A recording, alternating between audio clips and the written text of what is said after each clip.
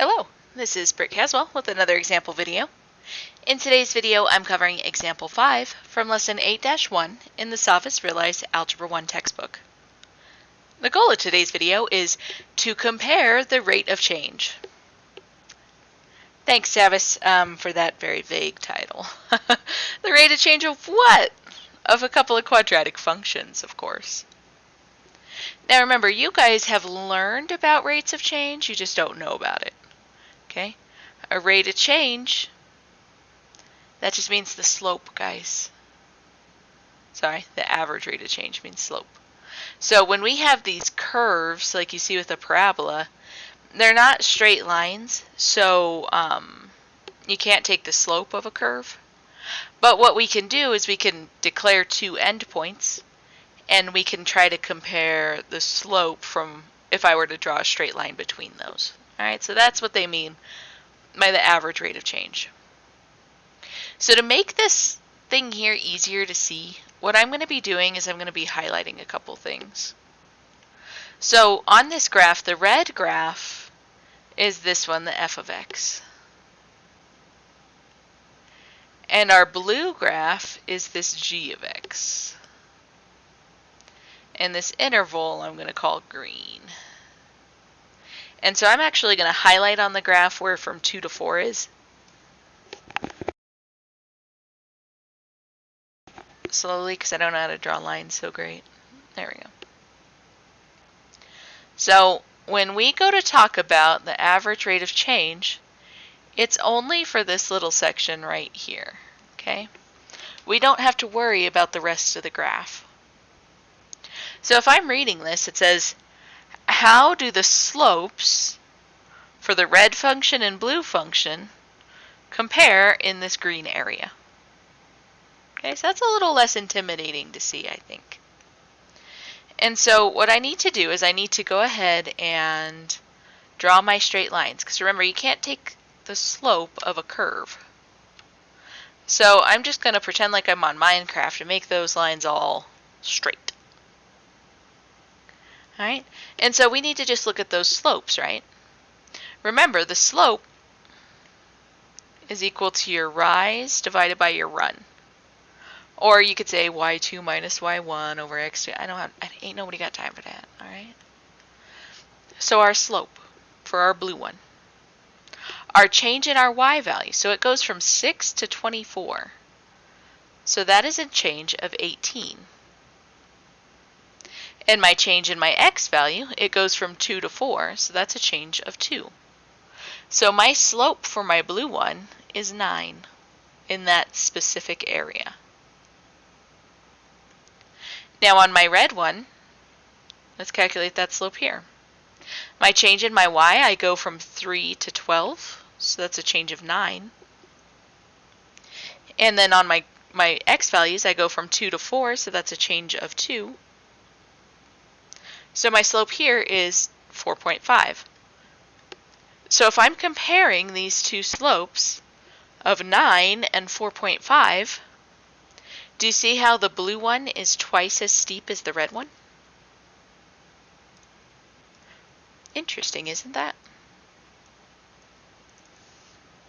So the blue slope, I'm going to say g of x, just to sound fancy. G of x has twice the slope of the f of x function. And it's very important here, guys. I'm trying to make my text bigger. There we go. It's very important to mention that it's only over the interval that is mentioned. Okay? Because well, it's going to have twice the slope everywhere. But it's very important to realize that we're looking at the slope in this interval, not overall. Okay? Because overall, the average slope on a quadratic is 0.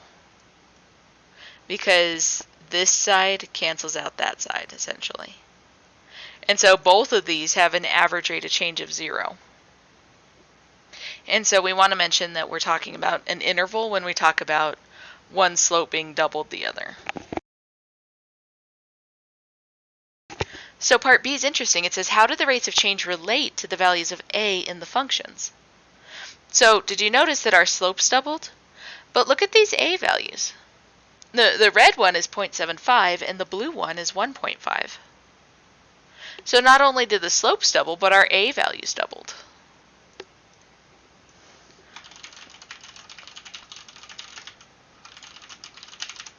So what that means is that the a values and the slopes are proportional.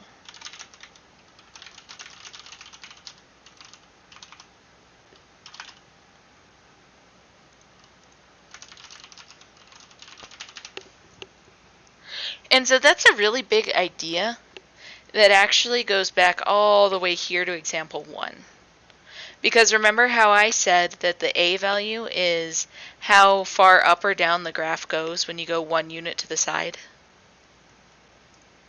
And so it makes sense that here, where for the blue one I went up twice as far, it would make sense that that slope would be impacted by that too as well. Okay? So let's look at this, try it for 5. So it says, how do the average rates of change for f of x, which is going to be the red one again, and for g of x, which is going to be our blue one again, over the interval from -5 to -2, compare? Well, we just learned that you can, right? We just learned that you can compare the slope with the a values. So look at these.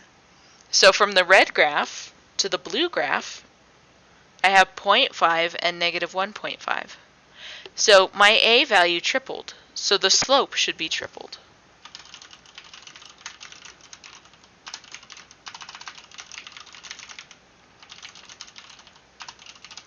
Alright, so what I did was I graphed it on Desmos, and you could see it, can't you? Do you see how much narrower this graph is? And so when I go 1 unit to the side, I'm going to zoom in real far here. So when we went 1 unit to the side, right, which would be either here or here, it doesn't matter where you compare. Here's the -0.5 and here's the -1.5. So you can see that triple spot there. Kind of interesting. Alrighty, so there we have it, guys. That is comparing a rate of change. Until next time.